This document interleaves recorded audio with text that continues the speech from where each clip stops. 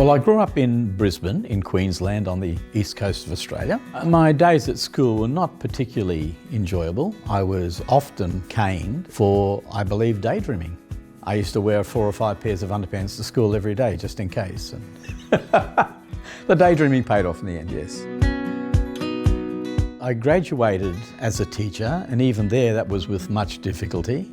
But strangely enough, when I got out, I found myself finding all these creative ways of teaching maths. I was very much a hands-on person, and they gave me the job of overseeing the setup of this new school with all its equipment. Part of that was carrying out the rollout of about 400 desktop computers. I could see how easy it would be for these things to get stolen. After doing some investigation, found that there wasn't really anything suitable out there. And so I said that I might be able to design something. So rapidly made these lockdown kits with members of the family and got stuck into securing them just before school started. There was no idea that this would ever become a business. The depth of interest just demanded these things be made and be installed, and that all happened very, very quickly. And I think that the success of the company probably came about, as with many businesses, not so much with the founders or the owners thinking, how do I make this into a big business, but just simply getting on with the job of doing what you enjoy doing. Some of those become successful. And so James, who had begun by installing devices to begin with and visiting schools to sell our lockdown kits, and then it became sales manager of a small sales team.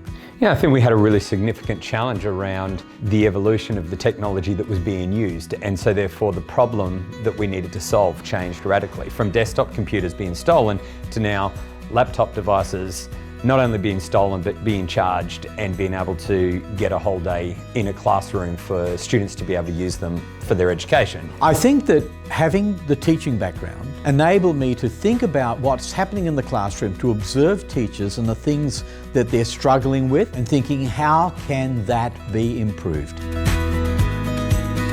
We started seeing some huge initiatives come about, especially 2007, when the government gave every high school student in the country a laptop. So that was great that we were on their radar, and we worked with them to roll out at a scale that we'd never seen before, and in fact no one in the world had seen before.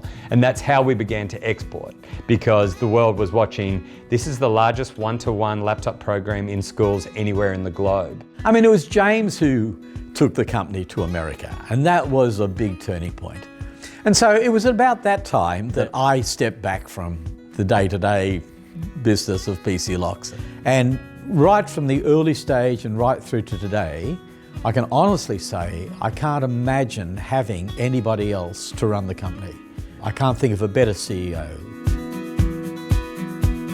So we established Lock and Charge in 2010, and that's when we went to the US.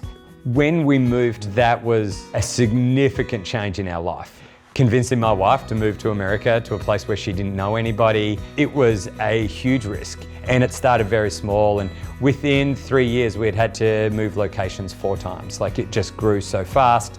People really engaged with our product, with our brand, with us. We were solving a problem in a unique way that no one else was doing it. We grew an incredible business at that time. Our first flagship deal was with Coachella School District in California. It was a huge rollout of carts.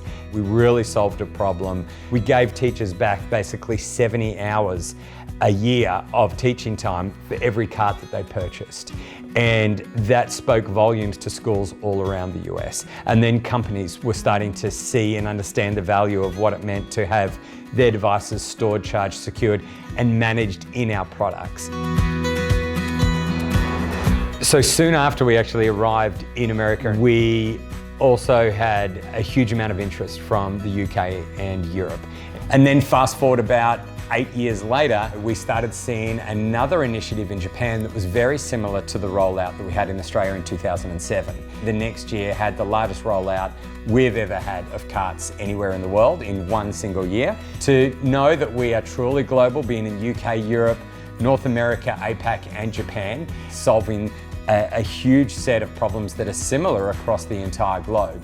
You know, to know that we have got business units around the world, each doing what they do best in the culture in which they live, in the languages in which they speak, is very, very exciting. As to whether I would ever have imagined, ever envisaged the company would be where it is today and that we'd be moving into this thing called connected hardware, the answer is no. Dad has always had a sheer determination that things can be done a better way. That DNA still runs deep in the organisation of a firm belief that we can solve this in a far better way and a better way than anybody else. That has transferred from 23 years ago when Dad started this. I think that is still just as prevalent today.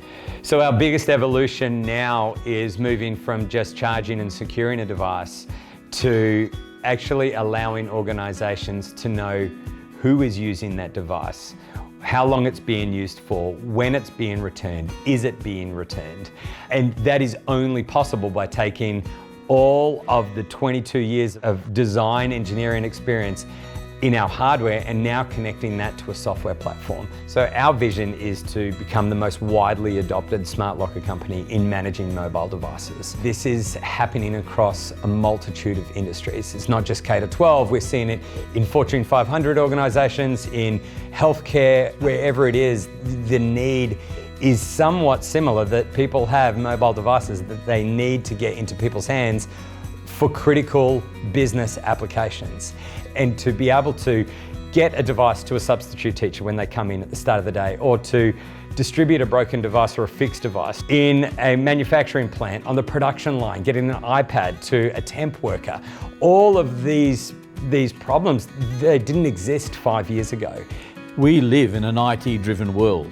It is at the centre of everything, and so we are responding to a great need.